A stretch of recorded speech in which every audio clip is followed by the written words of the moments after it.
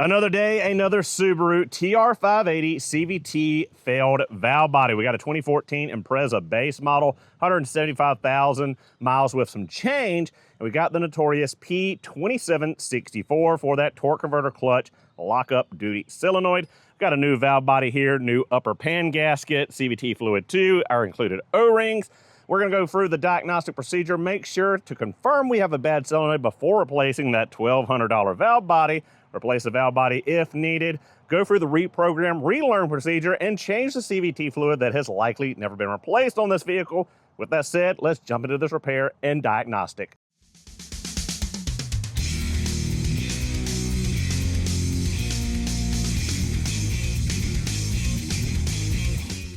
So guys, to start off, this is a longtime acquaintance's mother's vehicle. I have never worked on this vehicle in the past. First time getting my hands on it. Was towed to me with that trouble code.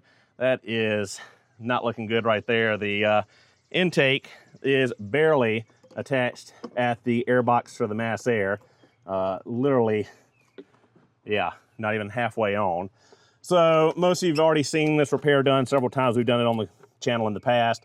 So it's not gonna be a quite step-by-step, 100%, you know, follow along to repair it yourself. I'll try to link in the top corner the video I've done in the past on this repair for the TR580. I think this is the third or fourth video we've done on this, but I'll leave that for you.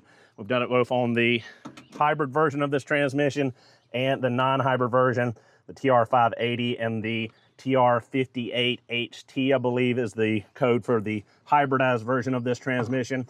But valve body is on top. It's much easier to do this replacement as a DIY compared to the TR690 CVT, the larger CVT in the turbocharged applications, and the very first of the CVTs for Subaru, because it's underneath.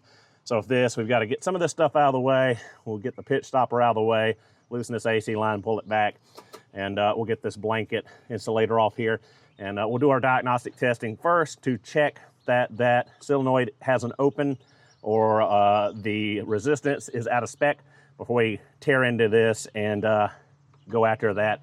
Like I said, very expensive, $1,200+ retail now valve body that used to be, I believe, like $800. So before we get into the diagnostic part of this to confirm that our solenoid is bad and the valve body needs to be replaced, we need to get some of this stuff out of the way. So we're gonna get this ground wire here out of the way. We're gonna get that AC line loosened up and out of our way, and just tuck some of this stuff back and away. We're not having to deal with it as we're working here in this kind of limited access area, but not too terrible. Again, especially compared to the 690 where you're upside down underneath, dropping the pan and working against gravity. That don't really give us much room, actually. As I remember, it's been a while since I've done one of these upper valve bodies, but definitely need to get this blanket out of here.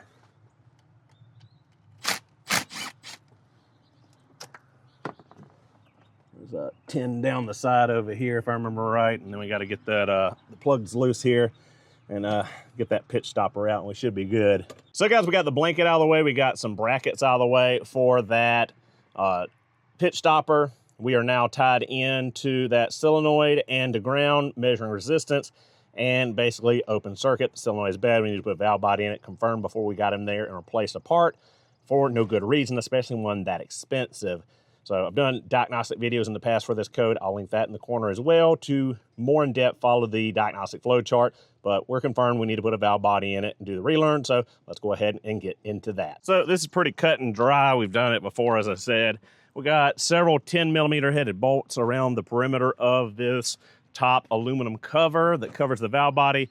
We need to take all these loose. Once we get that loose, we'll pry that cover up. Sometimes they can be a pain. There's some alignment dowels that they get corroded to. Sometimes they pop right off, sometimes they don't. This is a Southern car, should pop right off for me. Lucky me, but I have had some Northern cars before that were a pain in the butt, where I had to torch and heat and use some penetrating fluid to finally get them to come loose of those alignment dowels. So I'll go ahead and knock these bolts loose. and get up inside here and get this done, because I'm hot and ready to go getting some air conditioning. And also, it's Friday, I'm ready to get paid.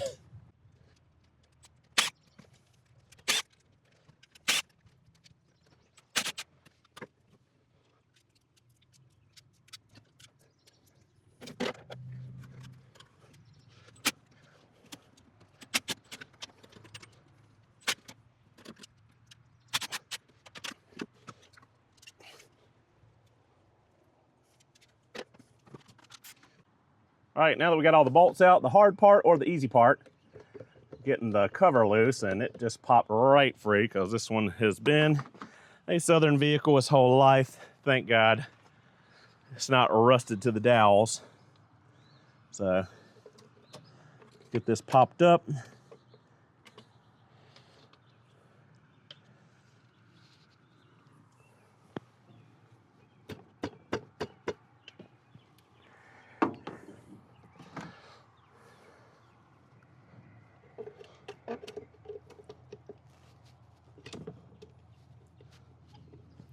Well, it's got a little bit of corrosion, but it's loose. It'll wiggle on off of there. This is the part where you got to be extremely careful. You don't want to knock any dirt or debris from the engine bay down into the CVT. Subaru has a quote-unquote special tool, big old sheet of plastic that goes all over the engine bay with an open hole to this cover. And I think it's odd. It's supposed to keep all the other dirt and stuff from going in there. Problem is, using that, anything that falls on the plastic, it acts as a funnel, driving it directly in the transmission. So personally, I feel it's a little safer just to not use that included plastic cover when doing one of these. But at the end of the day, it's at your own discretion.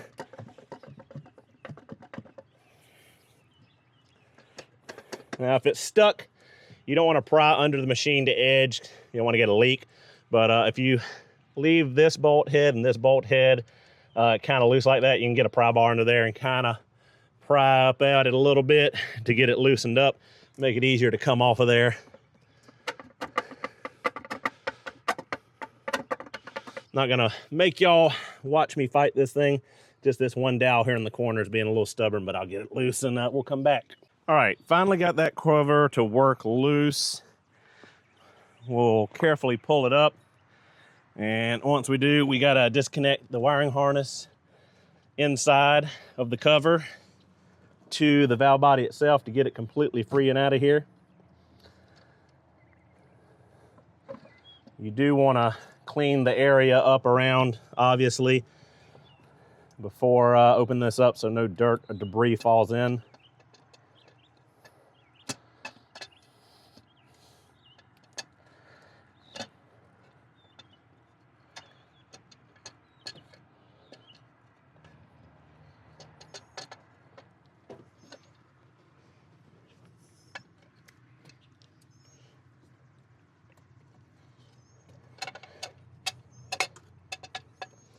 Unfortunately, the camera's gonna be blocked while I do this. All right, once we've reached under there and got that connector free, as you see there, just push down, pull out.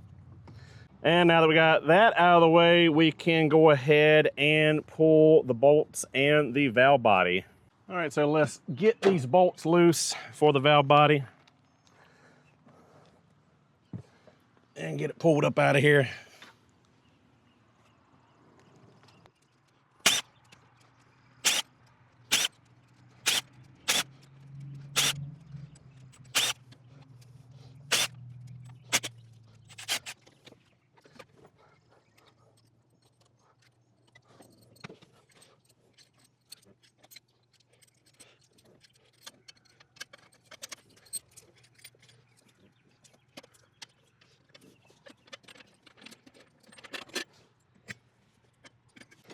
All right, got our bolts out.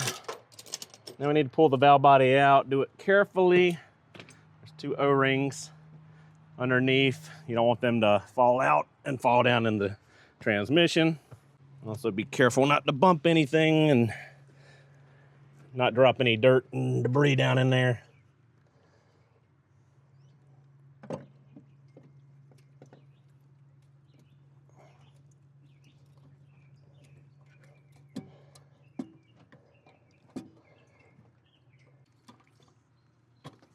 By some measure of pure luck, both O-rings came out, stuck to the valve body. They sit in that cavity and that cavity. We'll go ahead and get this old gasket out of the way. And we're not worried about this. Once we get the cover back on, torque it down, we'll spray this brake part cleaner, clean up this little bit of spilled fluid right here.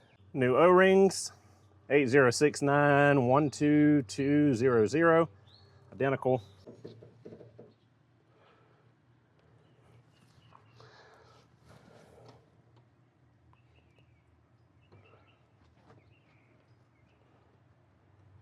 New valve body 31825AA055, and our gasket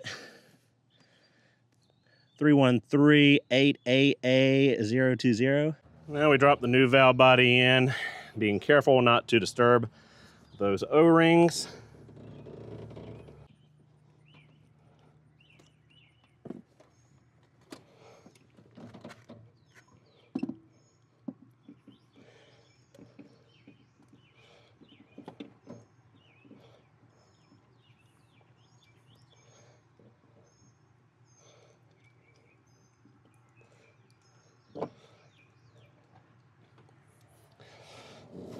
And we'll put our bolts back into the proper location and snug them down before final torque.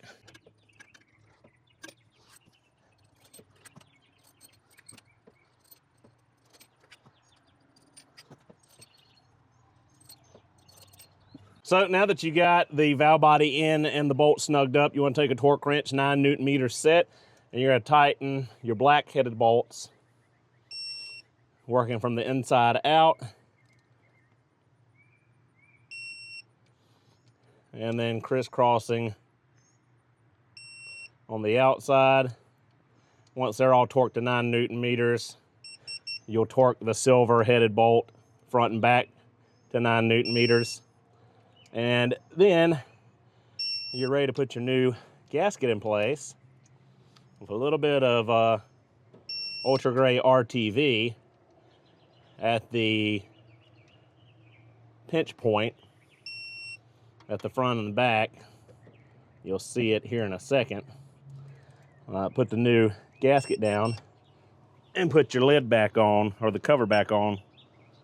You got a little spot right there, and on the other side over there, a little bit of ultra gray RTV there. Place the new gasket down, plug the connector up, drop down the cover.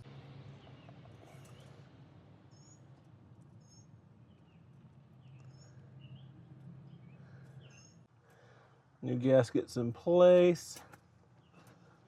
This one's a little bit bent up from shipping, but it'll flatten down, of course, when the top is on there. Little glab of that Permatex Ultra Gray. And we'll put it in the channel there of the gasket, right there at that parting line. Now we'll come in with the clean and dry cover.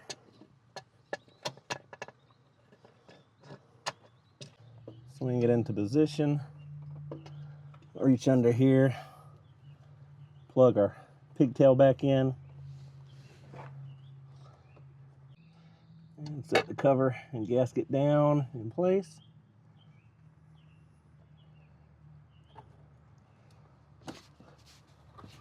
Just like so, and throw all of our bolts back in.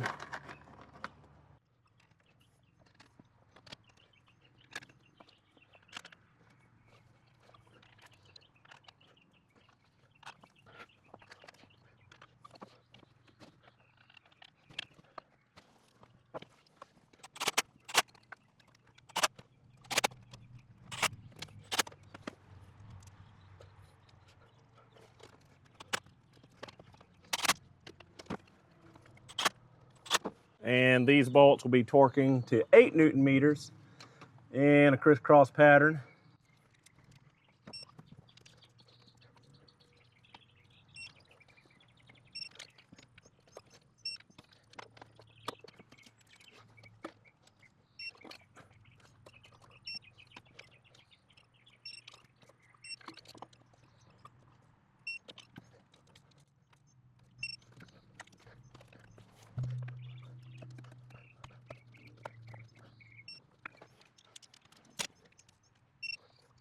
Now that we got that all snugged up, we'll go ahead and put our bracket back on there. We'll put the blanket on there, connect our wiring harness, and we got everything back together. Top side, just got to put the intake on, and we can go ahead and do the fluid and the relearn. All right, guys, we've got the transmission fluid replaced. Everything's back together. We're going to go ahead and clear the AT learn value.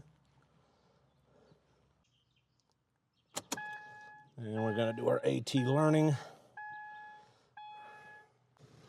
Fluid's a little cold, 39 degrees, we need to get it to 40.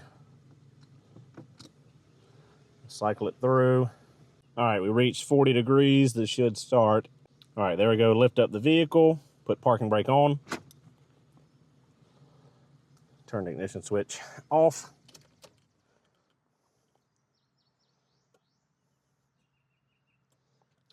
Start engine, turn off eyesight. There's a base model, it has nothing. Fully depress the brake pedal and keep pressing.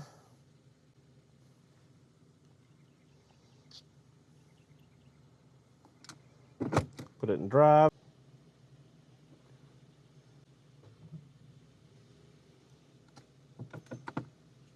Put it in reverse. Neutral. Turn the ignition switch off.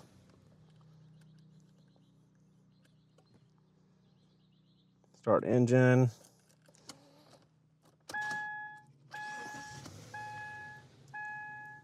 Hey, AT learning normally ended what I love to see. We are all set. And our lights are off, all set to go on a test drive, a very short test drive because of how much gas we got in here. We're gonna go on a road test, make sure everything's good, and call the customer, tell them it's ready to pick up. All right, guys, back from the test drive. Everything went phenomenally well. No issues, no check engine light, no weird driving. Customer wanted an oil change, so we're gonna go ahead and finish that up now. And that'll do it for this video and this car. Thank you guys so much for watching. Hope you enjoyed the video. Don't forget to like, comment, and subscribe for future Subaru and tool content. I'll see you guys in the next one.